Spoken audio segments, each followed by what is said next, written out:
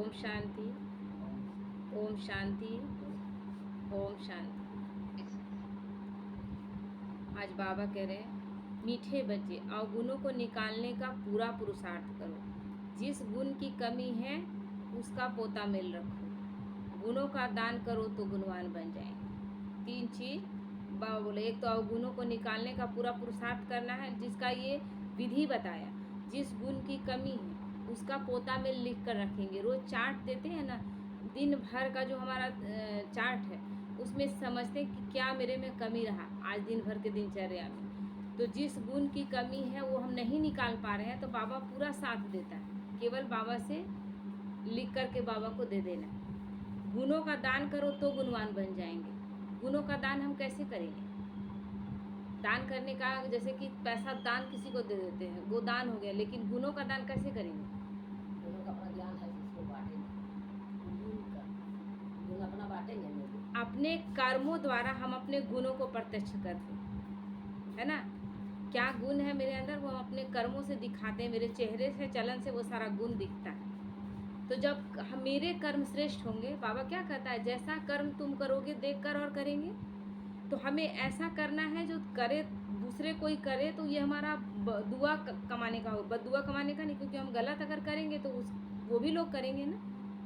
तो बाबा की प्रत्यक्षता होगी कि बदनामी होगी। तो बाबा को प्रत्यक्ष करने के लिए हमें गुणों का दान करना है, यानी जो ज्ञान ले रहे हैं, जो गुण धारण कर रहे हैं, वो हम यूज करें अपने जीवन में, दिखे हमारे कर्मों। आज का प्रश्न है, गुणवान बनने के लिए कौन सी पहली पहली श्रीमत मिली हुई है? उत्तर है, मीठे बच्चे, गुणवान बनना है तो किसी की भी देह को मत देखो। देह देखते हैं ना, तभी कोई ना कोई स्वार्थ, कोई ना कोई विकार जागता है। क्योंकि विकार देह के कारण ही है। जब देह भान नहीं था तो कोई विकार नहीं था। जब भी हम देह देखते हैं, मेरा, तेरा, अपना, पराया, ये सब समझ में आता है। मैं, मेरापन, सब कुछ आता है। तो इसलिए बाबा आज कहा, किसी को भी देह मत देखो, अपने को आत्मा समझो। अपने को आत्मा समझना है। जो भी सामने दिख रहा है ना, सबको आत्मा समझने का इसीलिए प्रैक्टिस बोला, क्योंकि 63 जन्म से हम सबको देह समझते हैं, इसलिए निरंतर प्रैक्टिस। तो बाबा क्या करता था, ब्रह्मा बाबा दीवारों में लिख देता था, मैं आत्मा हूँ, यशोदा आत्मा, अपने सारे बच्चों के नाम लिख करके, ताकि उनको अंदर से स्वीकार कर ले कि सब आत्मा है। एक बाप से सुनो, एक बाप को देखो। मनुष्य मत को नहीं देखो। मनुष्य का मत उलझाने वाला है और भगवान का मत स्वर्ग ले जाने वाला है। इसलिए केवल भगवान का श्रीमत। अभी क्या है, भगवान के मत पर चलकर भी हम क्या करते हैं, इतना नहीं चल पाएंगे। भगवान का श्रीमत थोड़ा कठिन है तो कुछ कुछ अपना मन मत मिक्स कर देते हैं। तो मिक्स करते हैं तो फिर मिक्स जैसा ही मिलता है, और फिर बोलते हैं कि पता नहीं मेरे साथ अच्छा क्यों नहीं हो रहा है। मिक्स कर दिए तो अच्छा कहाँ से होगा? यहाँ भगवान का श्रीमत मतलब संपूर्ण श्रीमत का पालन करना है। मनुष्य का मत अगर अच्छा ही होता, भगवान को आना क्यों पड़ता? और अभी हम मनुष्य के मत को भी श्रेष्ठता कहीं न कहीं लगता है कि नहीं, थोड़ा सा लेकर ही चलेंगे। देह अभिमान के वश ऐसी कोई एक्टिविटी ना हो जिससे बाप का व ब्राह्मण कुल का नाम बदनाम हो। कोई ऐसा काम नहीं। उल्टी चलन वाले गुणवान कभी नहीं बन सकते। भगवान हमें गुणों से भर रहा है। भगवान हमें आत्मा समझ कर कार्य करने के लिए कर रहा है, और हम अभी भी देह समझ रहे हैं, अभी रिश्तों के मोह में फंसे हुए हैं। ये उल्टा चलन हो गया ना। उन्हें कुल कलंकित कहा जाता है। अब मान लीजिए ब्राह्मण आत्मा कहीं जाकर कुछ ऐसा किसी से लड़ ही पड़ती है, किसी से मिसबिहेव भी कर देती है। अभी जैसे बहुत सारी आत्माएं देखते हैं कि जाते हैं कहीं तो ब्रह्मा भोजन स्वीकार नहीं करते हैं। ये सब क्या है? ब्राह्मण कुल का कलंक नहीं लगाना है क्या? जो लोग सुनेंगे वो क्या बोलेंगे? ओम शांति। बाप दादा के हाथ में मोतिये के फूल थे। बाबा ना फूल लाता था तरह तरह का बगीचे से, और फूल के द्वारा ही समझाता था कि कौन किस प्रकार के बन रहे हैं बच्चे। अपने आप मतलब सब इतना उदाहरण सहित समझा देते थे कि बच्चे स्वयं समझ जाएं कि मेरा कैसा पुरुषार्थ चल रहा है, और समझ जाएंगे तो और तीव्रता से अपने करने का प्रयास करेंगे। तो बाबा साक्षात्कार कराते हैं, ऐसा खुशबूदार फूल बनने का है। बच्चे जानते हैं कि हम फूल बने थे जरूर, गुलाब के फूल, मोतिये के फूल भी बने थे, अथवा हीरे भी बने थे। आगे तो थे झूठे के झूठे, झूठ का ही संस्कार था, और यह है सच्चे। तो झूठ ही झूठ, सच की रत्ती भी नहीं। अभी तुम सच्चे बनते हो तो फिर सच्चे में सब गुण भी चाहिए ना। जितने जिसमें गुण है, अपना उतना औरों का भी दान देकर दे आप समान बना सकते हैं। इसलिए बाप बच्चों को कहते रहते हैं, बच्चे पोता मेल रखो, अपना चार्ट रखो अपने गुणों का। रोज चार्ट लिखने बाबा बोलता है ना, एक छोटा चार्ट तो क्या, एक छोटा सा लेटर भी लिखिए, तो उसमें आप लिखते हैं कि आज मेरे से क्या मिस्टेक हुआ। ध्यान आप लिख रहे हैं, भगवान तो सब जान ही रहा है, लेकिन आप लिखते हैं तो आपके अंदर में अटेंशन चला जाता है कि ये कमी है मेरे अंदर, और जब दिल से महसूस करते हैं उसी समय बाबा तक पहुंच जाता है। लिखते लिखते बाबा उस चीज़ को ख़त्म करने की कोशिश उसी से शुरू हो जाती है, और इसी तरह धीरे धीरे एक एक कमी हमारे अंदर से निकल रहा है। हम तो अवगुणों की खान थे ना, लेकिन बाबा गुणों की खान बना रहा है।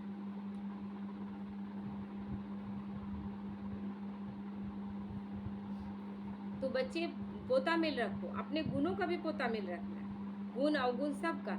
हम दिन भर अच्छा क्या किए उसका भी पोता मेल रखना है। उससे अब क्या होता है, गुणों का, आज बहुत अच्छा किए बाबा, पॉजिटिव विचार रहता है। आज बुरा किए तो अटेंशन जाता है कि क्या चीज़ का सुधार करना है। तो दोनों स्थिति में हमारे में कोई अवगुण तो नहीं है, दैवी गुणों में क्या कमी है। रात को रोज अपना पोता मेल निकालो। दुनिया के मनुष्यों की तो बात ही अलग है, तुम अभी मनुष्य तो नहीं हो ना। दुनिया के मनुष्य तो अभी भी कर रहे हैं, हमसे अच्छा दुनिया में कोई है ही नहीं। सुबह से लेकर रात सोने तक में कोई अच्छा कर्म है नहीं। एक पूजा पाठ करते हैं मंदिर में जाकर, और बस इतने में समझते हैं कि मेरे से अच्छा कोई नहीं। तुम अभी मनुष्य नहीं हो, लेकिन तुम हो ब्राह्मण। भल मनुष्य तो सब मनुष्य ही हैं, परंतु हर एक के गुणों में चलन में फर्क पड़ता है। माया के राज्य में भी कोई कोई मनुष्य बहुत अच्छे गुणवान होते हैं, परंतु बाप को नहीं जानते, ऐसे भी है ना। अभी बहुत बड़े बड़े पोस्ट पे भी, जैसे मोदी सब है, ये लोग ज्ञान में नहीं चल रहे हैं, समझ रहे हैं ज्ञान को, समझ भी, लेकिन ज्ञान में तो नहीं चल रहे हैं। और ये बिना ज्ञान में चले ही बहुत अच्छा पुरुषार्थ कर रहे हैं, और ऐसा पुरुषार्थ कर रहे हैं जिसमें मतलब कि बस देश के लिए करना, अपने लिए कुछ नहीं। 1 करोड़ रुपया सैलरी है, और जैसे ही सैलरी आता है तुरंत राजकोष में जमा कर देते, एक अपने ऊपर खर्च नहीं करो। इतना त्याग ब्राह्मण आत्माओं में भी इतना नहीं जितना मोदी त्याग करता है। तो ऐसे बहुत सारे लोग हैं अभी, बड़े रिलीजियस माइंडेड, नरम दिल होते हैं। दुनिया में तो मनुष्यों के गुणों की वैरायटी है, और जब देवता बनते हैं तो दैवी गुण तो सब में है। बाकी पढ़ाई के कारण मर्तबे कम हो पड़ते हैं। एक पढ़ना है, दूसरा अवगुणों को निकालना है। पढ़ना बहुत अच्छे से है, लेकिन पढ़ाई पढ़ते पढ़ते क्या करना है, पढ़ाई हमें गुणों को ही सिखा रहा है ना। पढ़ाई और क्या कर रहा है, हमारे अंदर के अवगुण निकाल रहा है और गुणों को धारण करवा रहा है। लेकिन हम केवल रटते जाएंगे तो गुण धारण होगा। आवाज नहीं आ रही थी दीदी।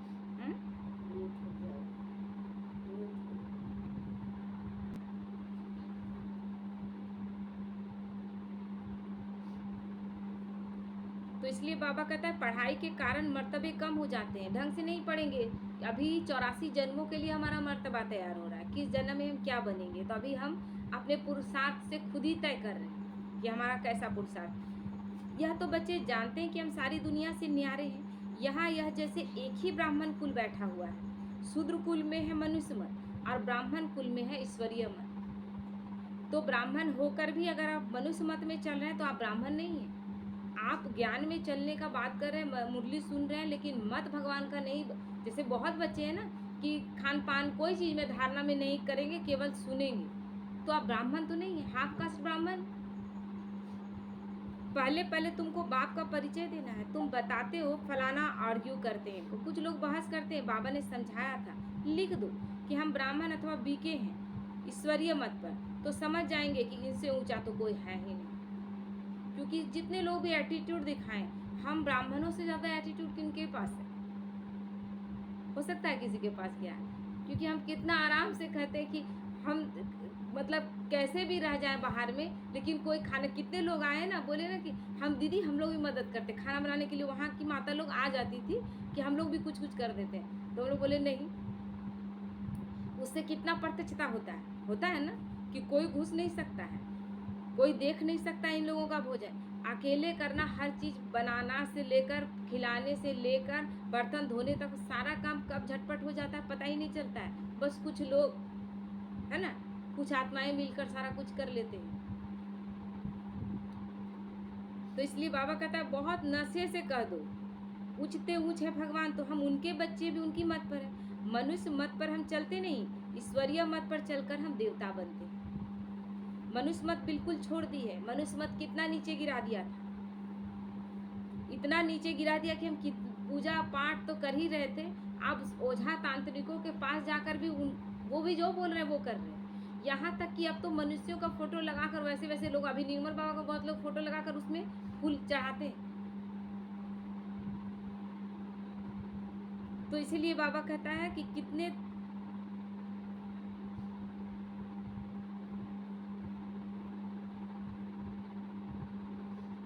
तो बाबा कहता है कोई यह कहे कि यह कहाँ से सुना, किसने सिखाया, तो तुम कहेंगे कि हम ईश्वरीय मत पर है। प्रेरणा की तो यहाँ बात नहीं, बेहद के बाप ईश्वर से हम समझे हुए हैं। बोलो, भक्ति मार्ग के शास्त्र मत पर तो हम बहुत समय चले, अब हमको मिली है ईश्वरीय मत। शास्त्रों द्वारा चलकर हम केवल दुख ही दुख पाए, क्योंकि द्वापर से भक्ति स्टार्ट होता है, और ज्यों ज्यों भक्ति बढ़ता जाता है त्यों त्यों दुख भी बढ़ता जाता है। तो खुद समझने का है ना, अपने से चेकिंग करना है कि हम तो द्वापर से ही भक्ति करते आए थे। अगर भक्ति से सब कुछ सुधर जाता तो फिर कलयुग आता कैसे, और तभी हम नहीं समझ रहे। तुम बच्चों को बाप की ही महिमा करनी है। पहले पहले बुद्धि में बिठाना है कि हम ईश्वरीय मत पर, मनुष्य मत पर हम चलते नहीं, सुनते नहीं। ईश्वर ने कहा है hear no evil see no evil, मतलब ना बुरा देखो, न बुरा सुनो, न बुरा सोचो, न बुरा करो। तो यह तो पतित शरीर है, इनको क्या देखने का है? इन आँखों से यह नहीं देखो। शरीर देखते हैं वहीं पर शरीर, बाबा क्या बोलता है, सांप। शरीर देखे तो सांप देखे, और ये देखे तो सांप की मणि जो बहुत मूल्यवान है, तो जो मूल्यवान है उसको देखे।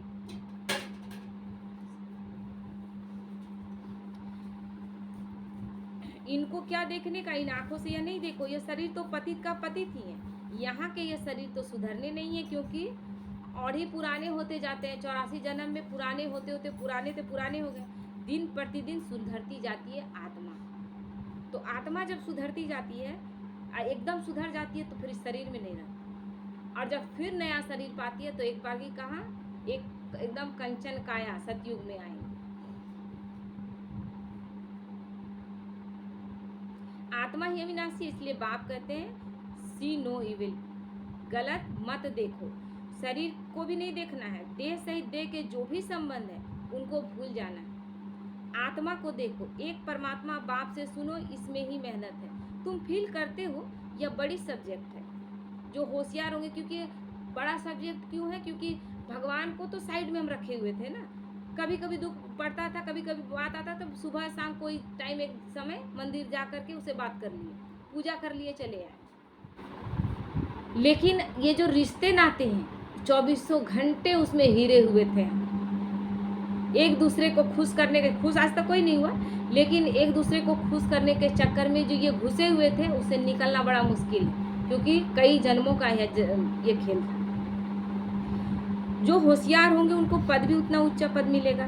सेकंड में जीवन मुक्ति मिल सकती है, परंतु अगर पुरुषार्थ नहीं किया तो फिर सजाएं बहुत खानी पड़ेगी। जिन्होंने पुरुषार्थ नहीं किया, अभी लगता है ना कि नहीं किए तो क्या हो गया, लेकिन अंत समय नहीं, इसीलिए बोला गया है पीछे पछताए होत क्या जब चिड़िया चुग गई खेत। तो उस समय पछताएंगे भी तो रोने के अलावा आप केवल रोएंगे, उसका प्राप्ति कुछ भी नहीं। और वो रोना बाबा कहता है इतना खतरनाक होगा, उस अग्नि में जो जलेंगे वो ये स्थूल अग्नि से कहीं तेज जलन हो। और एक एक चीज याद आएगा कि कब कब गफलत किए थे, कब कब अलबेलापन किए थे, कब कब मिस्टेक किए थे, कब कब बाबा के कार्य में बाधा बने थे, कब कब बाबा का श्रीमत तोड़े थे। हर एक चीज भूलेंगे नहीं, अभी सब भूल गए हैं, उस समय एक एक चीज याद दिलाएगा। क्योंकि धर्मराज का सजा है ना, एक एक चीज भगवान अपने पे दोष नहीं लेता, वो फाइल लेकर आता भी नहीं है, आपको सब कुछ अपने प्रत्यक्ष दिखाई देता है, साक्षात्कार होता है कि कहाँ कहाँ मेरे से गलती हुआ था। तो इसीलिए गुलजार दादी के बारे में बोला जाता है, गुलजार दादी ट्रिब्यूनल में बैठेगी तो सब बहन लोग बोलती थी दादी आप ट्रिब्यूनल में बैठेंगे तो कुछ हम लोगों के लिए मतलब थोड़ा सा पैरवी कर दीजिएगा। तो लोग उस समय मैं गुलजार तो नहीं रहूँगी ना। जब ट्रिब्यूनल में बैठ गए तो फिर वो स्थिति क्या हो गया, सबको एक समान स्थिति में देखा। तुम बच्चे अंधों की लाठी बनते हो बाप का परिचय देने के लिए। आत्मा को देखा नहीं जाता, जाना जाता है, महसूस किया जाता है। आत्मा कितनी छोटी है। इस आकाश तत्व में देखो मनुष्य कितनी जगह लेते हैं। मनुष्य तो आते जाते रहते हैं ना, आत्मा कहाँ आती जाती है क्या? आत्मा की कितनी सी छोटी जगह होगी। विचार की बात है, आत्माओं का झुंड होगा, परमधाम सबसे बड़ा है। लेकिन सोचिए कि 800 करोड़ आत्माएं इतनी सूक्ष्म हैं कि दिखाई नहीं देती, इतनी सूक्ष्म कि उसको मैग्नीफाइंग ग्लास से भी देखा गया तो देखा नहीं जा सका, वैज्ञानिक देख नहीं पाए उसको, यानी इतना सूक्ष्म है। तो सोचिए कि इतने में 800 करोड़ आत्माएं आ जाती होंगी ना, इतना छोटा सा जगह में, और सबसे बड़ा है परमधाम। और यहाँ इतना बड़ा सृष्टि हमको मिला है, लेकिन शरीर बड़े हैं इसलिए हम लोग को जगह अब नहीं मिल रहा है। शरीर के भेंट में आत्मा कितनी छोटी है, वह कितनी थोड़ी जगह लेगी। तुमको तो रहने के लिए बहुत जगह चाहिए ना। अभी तुम बच्चे विशाल बुद्धि बने हो। बाप नई बातें समझाते हैं नई दुनिया के लिए, और फिर बताने वाला भी यहाँ नया है। मनुष्य तो सबसे रहम मांगते हैं, अपने में ताकत नहीं जो अपने पर रहम करे। जाते हैं और वहाँ रोते गाते हैं। अब पंडित जी लोग भी कर रहे हैं, आरती कल ही कर रहे थे ना, मैं मूर्ख खलकामी, तो लगता है पंडित भी वही गा रहा है ना, बच्चे भी साथ में वही गा रहे हैं। सब मूर्ख खलकामी है। और पाप हरो देवा, सब तुम हो, उसके बाद पाप कैसे हर लेगा? तुम पहले ठीक हो तब तो पाप हरेगा। तो हम अपने आप पर रहम नहीं करते, दूसरे से रहम की भीख मांगते हैं। एक स्त्री थी ना, तो बोली कि मेरा पति से बहुत लड़ाई होता है। एक साधु के पास गई, बोली बहुत लड़ाई होता है, कुछ ऐसा कीजिए कि मेरा पति से लड़ाई खत्म हो जाए। बोली बड़ा कठिन है, वो मार्ग बताएंगे लेकिन बहुत कठिन। तो बोली कि हम कर लेंगे, आप बताइए, कुछ भी कर लेंगे। तो बोले शेर का जो यहाँ बाल होता है ना, दाढ़ी का, वो लाना पड़ेगा, उसका ताबीज बना के आप तुम्हारे पति के गले में डाल देंगे, वो तुम्हारा हर बात मानेगा, कभी लड़ाई नहीं होगी। तो वो गई, बोली ये भी कर लेंगे। वो गई जंगल में, कुछ दिन तक उसका शेर का एक्टिविटी को देखी, उससे दोस्ती की, उसके साथ उसके जैसा हाव भाव दिखा करके उससे दोस्ती की, और एक दिन उसका दाढ़ी का बाल खींच के ले आई और साधु को दे दी। बोले आप ताबीज बना दीजिए। बोले अब तुम घर जाओ, तुम सब कुछ कर सकती हो। बोले आप बोले तो ताबीज बना कर दे देंगे तो तुम्हारे। बोले जो शेर की दाढ़ी से बाल खींच कर ला सकता है अपने पति के लिए, वो क्या नहीं कर सकती? तुम तो मेरे से भी शक्तिशाली, तुम सब कुछ कर सकती हो। लेकिन हम फंसे हुए इन ओझा तांत्रिकों के चक्कर में, हमारे अंदर खुद में इतना पावर है। जब हम शेर की दाढ़ी का बाल खींच लाएंगे तो आपका क्या कर रहे हैं? केवल आप ताबीज बनाएंगे। तो हम सब कुछ कर सकते हैं, लेकिन हम रहम अपने दूसरों पर रहम नहीं करते और ना अपने पर रहम करते। रहम दिल तो एक ही बाप है जो मनुष्य को देवता बनाते। इसलिए कहते हैं परमपिता परमात्मा की महिमा अपरम अपार है, उसका कोई पारावार नहीं। अभी तुम जानते हो उनके रहम का पारावार नहीं। बाप जो नई दुनिया बनाते हैं उसमें सब कुछ नया होता है। मनुष्य, पशु, पक्षी सब सतो प्रधान होते हैं। बाप ने समझाया है तुम ऊंच बनते हो तो तुम्हारा फर्नीचर भी ऐसा ऊंचे से ऊंचा गाया हुआ है। बाप को भी कहते हैं ऊंचे से ऊंचा, जिससे विश्व की बादशाही मिलती है।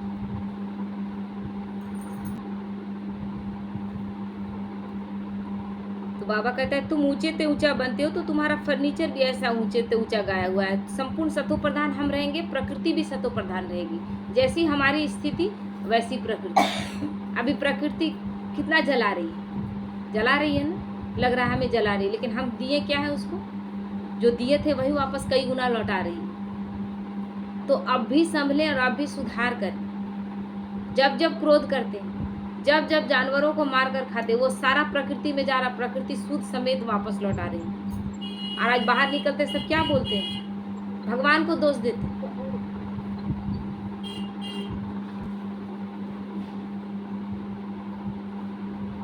तो बाप को भी कहते हैं ऊंचे से ऊंचा, जिससे विश्व की बादशाही मिलती है। बाप साफ कहते हैं हम हथेली पर बहिष्ठ लेकर आता हूँ। वो लोग हथेली से केसर आदि निकालते हैं। यहाँ तो पढ़ाई की बात है ना। वो लोग क्या करते हैं? साधु संत धूल उठाएगा ऐसे और ऐसे से कर देगा और उससे केसर बन जाएगा। देखे हैं, आँख से देखे हैं। और जो चीज़ सिंदूर, एक बार सिंदूर बना के एक दादी थी उसको दे दी और बोले तुम सदा सुहागन रहो। एकदम बालू उठाए और ऐसे ऐसे करके और वो सिंदूर बन गया। उसके बाद हाथ को ऐसे किया और उसमें रुद्राक्ष आ गया। हाथ में कुछ नहीं था और उसमें रुद्राक्ष आ गया। तो बाबा कहते लेकिन इससे किसी का कुछ हो सकता है कल्याण?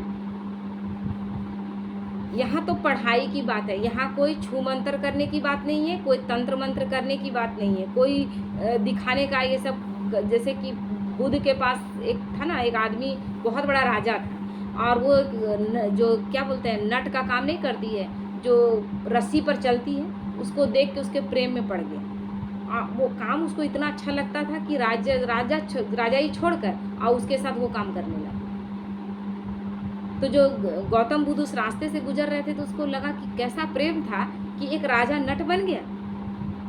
लेकिन अगर भगवान के प्रति प्रेम होता, यही चीज को, ये जो रस्सी पर चल रहा है ना, उसी एकाग्रता का अभ्यास करता तो भगवान मिल जाता। तो उसको ज्ञान दिया, उसको बुलाकर बैठाया और बोला कि तुम ये करो, और अगर तुम नहीं कर पाते, तुमको नहीं आनंद मिलता है, तो मैं विश्वास दिलाता हूँ कि तुम 60 हाथ ऊपर रस्सी में चल रहे हो ना, मैं उससे ऊंचाई पर तुमको ले जाऊंगा, तुम विश्वास करो, लेकिन तुम एक बार करके देखो।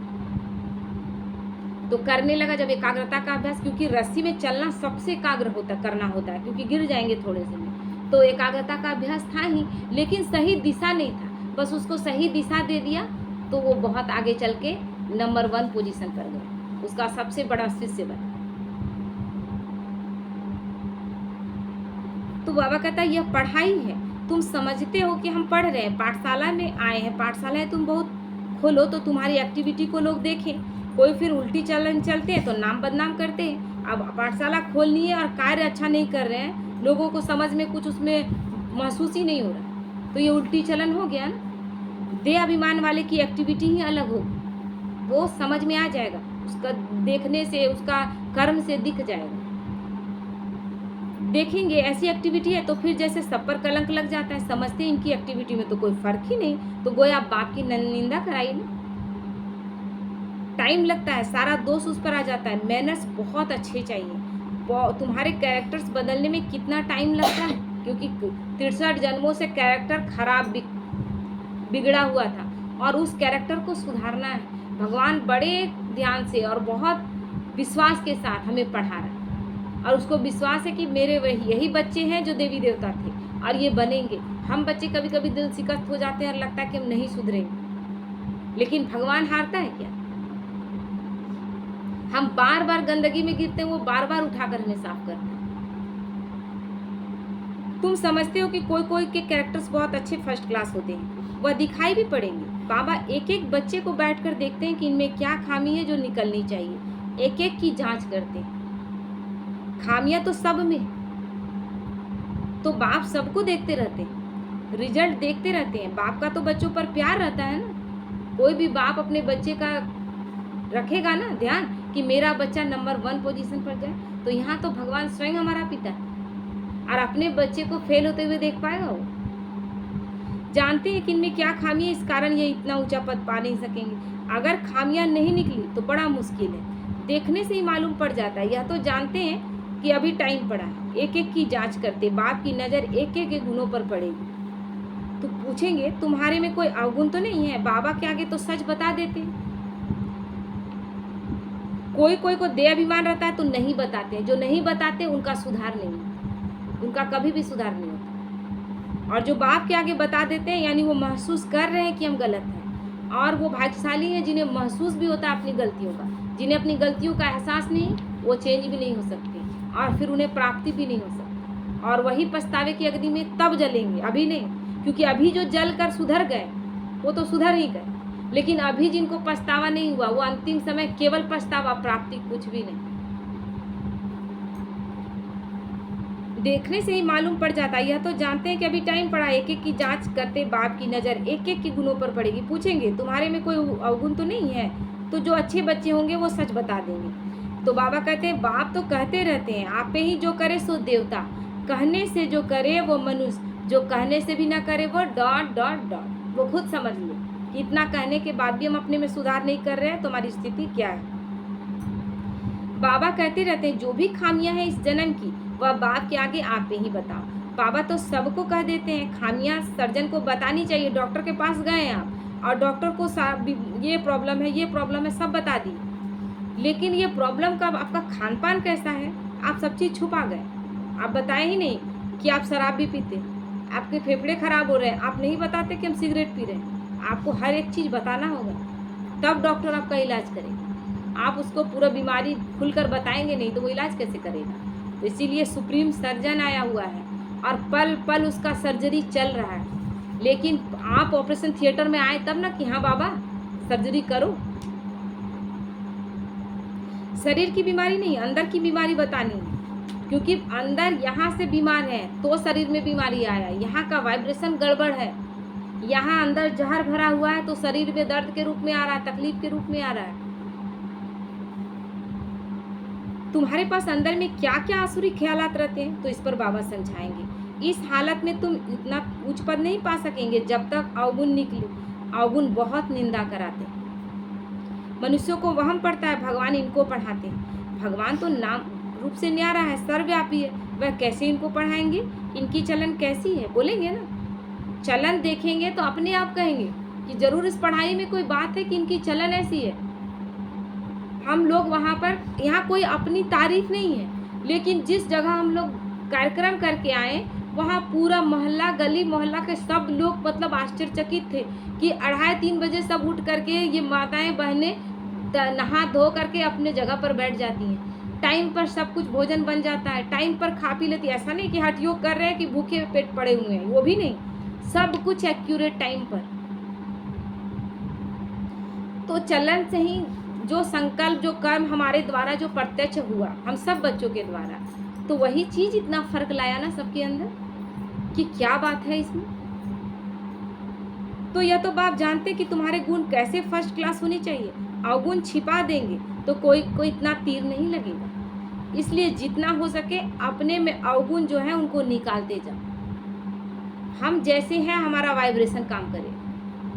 हम नहीं पढ़े लिखे हैं, हमको ज़्यादा बोलना नहीं आता है, हमको ज़्यादा ढंग से किसी के पास क्लियर करना नहीं आता है, लेकिन यहाँ से मेरा मनसा बहुत अच्छा है कि जिस तरह हम अपने दुख से निकले हैं, ये आत्माएं भी बाबा का ज्ञान लेकर दुख से निकले, तुरंत वो टच हो जाएगा।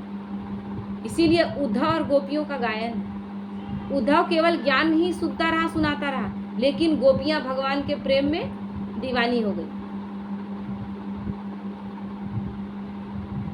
नोट करो कि हमारे में यह खामी है तो दिल अंदर में खाएगी। घाटा पड़ता रहता है तो दिल खाती है। ये व्यापार है और इतना शुद्ध व्यापार है ये। व्यापारी लोग अपना खाता रोज निकालते हैं, आज कितना फायदा हुआ, रोज का खाता देखते हैं। इस एक जन्म की कमाई का वो दिन रात खाता देखते हैं कि मेरा फायदा हुआ कि नहीं। हम 84 जन्मों का भाग्य लिख रहे हैं, हम अपना घाटा हुआ कि फायदा हुआ देखेंगे नहीं, चेकिंग नहीं करेंगे। या बाप भी कहते रोज अपनी चाल चलन देखो, नहीं तो अपना नुकसान कर देंगे, बाप की इज्जत गंवा देंगे। गुरु की निंदा कराने वाले ठोर ना पाए कहीं। देह अभिमानी कभी ठौर नहीं पा सकेंगे, देही अभिमानी अच्छी ठौर पाएंगे। इसलिए देह अभिमान ना है।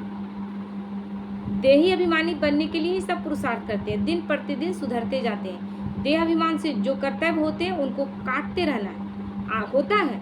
फिर उसको अब क्या करना है, वो माया ऐसा है ना कि आपके अंदर लाती है, बहुत सारा संकल्प विकल्प लाती है। उसको चूज करना है कि ये मेरे लिए सही रहेगा, श्रीमत के अनुसार है कि नहीं है। फिर उसको कहना है कि नहीं मन, ये स्वीकार नहीं करेंगे, क्योंकि अब तुम्हारा चाल हम समझते हैं, तुम बार बार हमको डिस्टर्ब किए।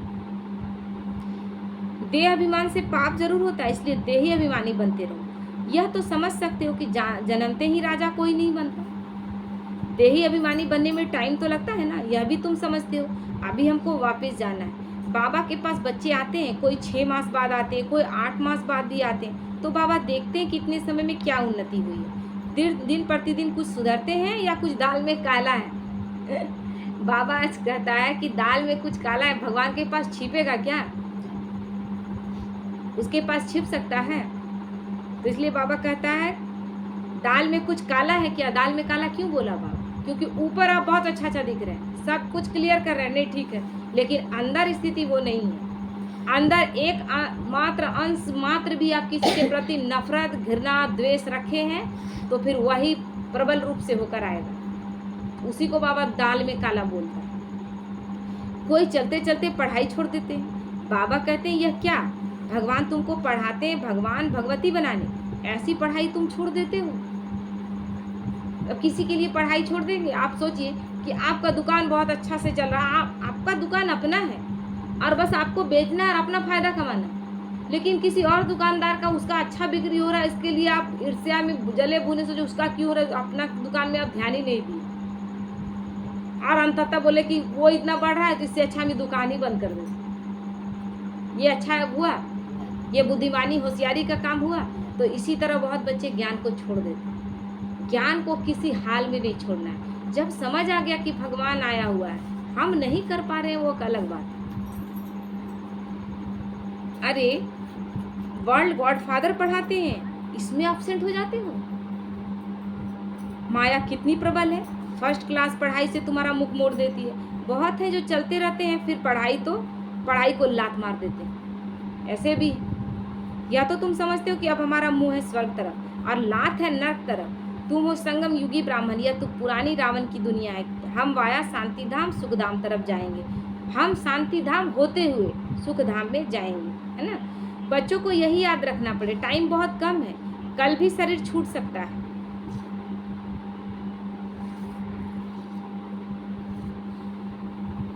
बाप की याद नहीं होगी तो फिर अंतकाल जो अंतकाल में जिसको याद करेंगे फिर उसी रिश्ते में किसी न किसी रिश्ते में आएंगे। जैसे कहानी था ना कि एक रसोइया था, बहुत अच्छा लड्डू बनाता था और उसका सेठ था, वो बहुत लड्डू पसंद करता था। तो दोनों का जो बॉन्डिंग है बहुत अच्छा चल रहा था, क्योंकि अच्छा लड्डू बनाता था और ये खाता खूब था। और इस तरह से उन लोग जब शरीर छोड़ा दोनों, तो एक ही जगह जुड़वा भाई के रूप में जन्म लिया। क्यों? क्योंकि दोनों का अटैचमेंट इतना था ना कि अटैचमेंट खींच कर ले आए दोनों को एक ही। इसीलिए अंतकाल में या इसको लड्डू का याद था, रसोइये का याद था, और उसको यही याद था अपने सेठ का, तो दोनों एक ही जगह है। इसलिए अब हमें आना है क्या इस चक्र में? अब हमें केवल बाबा को याद करना है। बाप समझाते तो बहुत है, यह सब गुप्त बातें हैं, नॉलेज भी गुप्त है। यह भी जानते हैं कल्प पहले जिसने जितना पुरुषार्थ किया है वही कर रहे हैं। ड्रामा अनुसार बाप भी कल्प पहले मुआफिक समझाते रहते हैं, इसमें फर्क नहीं पड़ सकता। बाप को याद करते रहो तो तुम्हारे विकर्म विनाश होते जाएं। सजा नहीं खानी चाहिए, क्योंकि सजा खाकर आप बड़े पोस्ट में नहीं जा सकते। कोई बड़ा से बड़ा आदमी भी जेल जाता है तो उसका फिर वो इज्जत रह जाता है क्या? कोई भी क्या कहता है, अरे जेल से तो निकला हुआ है। तो वही स्थिति यहाँ भी है। बाप के सामने सजाएं बैठकर खाएंगे तो बाप क्या कहेंगे? तुमने साक्षात्कार भी किए हैं, उस समय माफ नहीं कर सकते। इन द्वारा बाप पढ़ाते तो इनका ही साक्षात्कार होगा। इन द्वारा भी वहाँ भी समझाते रहेंगे कि तुमने यह किया, फिर उस समय बहुत रोएंगे, चिल्लाएंगे, अफसोस भी करेंगे जब साक्षात्कार होगा ना कि क्या क्या हम किए थे और उसके वजह से हमको ये सबको दिख जाएगा कि सतयुग में भी आएंगे तो कौन सा रोल हमें मिलने वाला है, कैसा हम पुरुषार्थ किए। उस समय केवल पछताएंगे, कहेंगे तुमको इतना पढ़ाते थे फिर ऐसे ऐसे काम किए। तुम भी समझते हो कि रावण की मत पर हमने कितने पाप किए, पूज्य से पुजारी बन पड़े।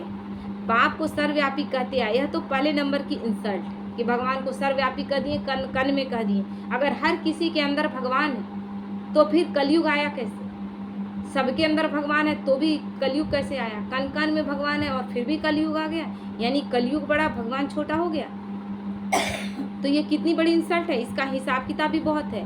बाप उलाहना देते हैं, तुमने अपने को कैसे चमाट मारी है। भारतवासी ही कितना गिरे हैं, बाप आकर समझाते हैं। अभी तुमको कितनी समझ मिली है, सो भी नंबरवार समझते हैं ड्रामा अनुसार।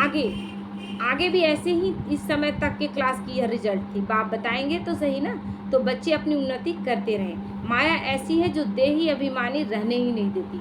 माया बार बार देह अभिमान में लाती है और हम बार बार एक ही प्रॉब्लम में बीच जाकर फंस जाते हैं, गिर जाते हैं और बाद में याद आता है कि हमसे मिस्टेक हो गया। तो यही बड़ी सब्जेक्ट है। अपने को आत्मा समझ, बाप को याद करो तो पाप भस्म हो जाएंगे। अच्छा, मीठे मीठे सिक्के लदे बच्चों प्रति माता पिता बाप दादा का याद प्यार और गुड मॉर्निंग। रूहानी बाप की रूहानी बच्चों को नमस्ते। हम रूहानी बच्चों की रूहानी माता पिता बाप दादा को याद प्यार, गुड मॉर्निंग और नमस्ते नमस्ते। शुक्रिया बाबा, शुक्रिया। धारणा के लिए मुख्तार है, देह अभिमान में आने से पाप जरूर होते हैं। देह अभिमानी को ठोर नहीं मिल सकती। जब आप गुस्से में होते हैं देह अभिमान में, जब आपको किसी के प्रति मोह होता है आप देह अभिमान में, हर गलत कर्म करते घड़ी आप समझ लीजिए कि आप देह अभिमान में। इसीलिए देही अभिमानी बनने का पूरा पुरुषार्थ करना है। कोई भी कर्म बाप की निंदा कराने वाला न हो, ये अटेंशन रखना है। आज मुरली ऐसा है जिसमें कि अब बहुत ध्यान से क्या क्या नहीं करना है, ये अटेंशन रखना है। अंदर की बीमारियां बाप को सच सच बतानी, कुछ भी छुपाना नहीं, क्योंकि उससे छुपा कर भी क्या करेंगे, वो तो सब कुछ जानता है, लेकिन बता देने का अर्थ है कि आप सुधरना चाहते हैं। अवगुण छिपाने नहीं है, अपनी जांच करनी है कि मेरे में क्या क्या अवगुण है। पढ़ाई से स्वयं को गुणवान बनाना है। वरदान है, हद की रॉयल इच्छाओं से मुक्त रहकर सेवा करने वाले निस्वार्थ सेवाधारी भव। जैसे ब्रह्मा बाप ने कर्म के बंधन से मुक्त न्यारे बनने का सबूत दिया। जब ऐसा भी समय आया कि 3 टाइम का भोजन नहीं था, 11 बजे तक भोजन का जुगाड़ नहीं है,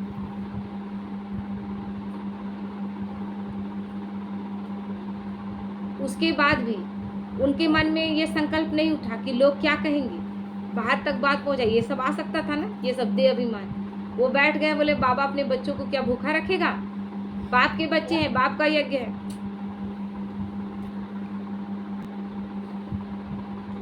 जब सारा कार्य बेहद का है तो हम हद का सोच क्यों लें कि मेरा बदनामी होगा, कार्य अच्छा से नहीं हुआ।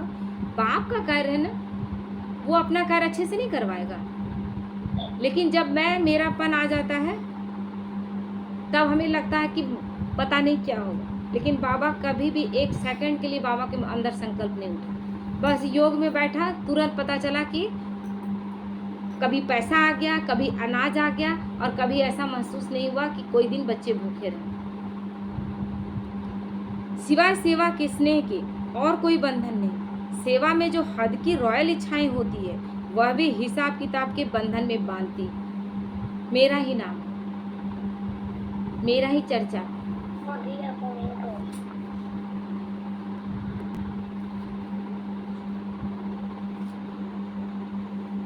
तो वह भी हिसाब किताब के बंधन में बांधती है। सच्चे सेवाधारी इस हिसाब किताब से भी मुक्त रहते हैं। बस हमें सेवा करना है। कितना अच्छा लाइन था जो बार बार इस चीज को हम एक ही लाइन को हमेशा बोलते हैं, कर्म किए जा फल की इच्छा मत कर रहे इंसान, जैसा कर्म करेगा वैसा फल देगा भगवान। केवल हम कर्म करने के लिए, हमें भगवान ने केवल कर्म करने के लिए चुना है। हमें अपने श्रेष्ठ से श्रेष्ठ देना है, फल वो क्या करेगा तय वो देखना है। और उसके बाद हम परेशान हो जाते हैं कि ये कहीं हमारा विरोध करके मेरा गलत ना कर दे कोई दूसरा। इतना मनुष्य में ताकत है, अब मेरे भगवान में कम ताकत है क्या? इसलिए कुछ नहीं सोचना है, हमें 100% अपना देना है। हर कर्म में अपना 100% देना है, चाहे लौकिक हो चाहे अलौकिक हो। क्योंकि अब लौकिक में बाबा बोल दिया तुम्हारा घर है ही नहीं, बाबा का घर है, तो लौकिक में ये भी ना समझे वो भी यज्ञ का ही सब कुछ है। और जितने बच्चे घर परिवार में दिख रहे हैं सब हमारे बच्चे। और अगर ऐसा कर्म के बंधन अनुसार कि फल के ही अनुसार कि अच्छा होगा कि नहीं होगा, पता नहीं सफल होंगे कि नहीं होंगे, इस भय से करते हैं, तो फिर वो कर्म बंधन में हिसाब किताब जुटा लेते हैं। जैसे देह का बंधन, देह के संबंध का बंधन, ऐसे सेवा में स्वार्थ, यह भी बंधन ही है ना। इस बंधन से वह रॉयल हिसाब किताब से भी मुक्त निस्वार्थ सेवाधारी बने। कोई स्वार्थ नहीं, बस केवल बाबा का कार्य हो रहा है और वो कार्य बेस्ट से बेस्ट होना चाहिए। और मेरे द्वारा हर चीज बहुत परफेक्ट होना चाहिए, और उसके बाद फल क्या है वो तय करेगा। मेरे से मिस्टेक नहीं, हम अपना 100% दें। हम लोग क्या कि इतना बड़ा कार्य हुआ, हम लोग का 1 महीना से लगातार योग लगा रहे कि बाबा सब कार्य आप कराएंगे, सब कार्य मतलब योग से ही सब कुछ होता है ना। अब हम डरे हुए तो कोई नहीं थे, पता नहीं कैसे होगा, ये सब कुछ भी नहीं। इतना बड़ा कार्य होने में भी सब लग रहा था ना, पार हो गया तो लग रहा है कि हंसी खेल में पार हो गया, पता ही नहीं चला कि कैसे पार हो गया। क्योंकि कोई स्वार्थ ही नहीं, बस एक नशा सब बच्चों को है, हम सब बच्चों को। और इसका हम लोगों को बहुत मतलब जो शुद्ध अहंकार है कि हम सबका एक बहुत है कि बाबा का कार्य बहुत अच्छे से, और इसमें कौन क्या कर रहा है सबका अपना अपना ड्यूटी है, लेकिन सब परफेक्ट अपना देते हैं, सभी अपना परफेक्ट देते हैं। स्लोगन है, वायदों को फाइल में नहीं रखो, फाइनल बनकर दिखाओ।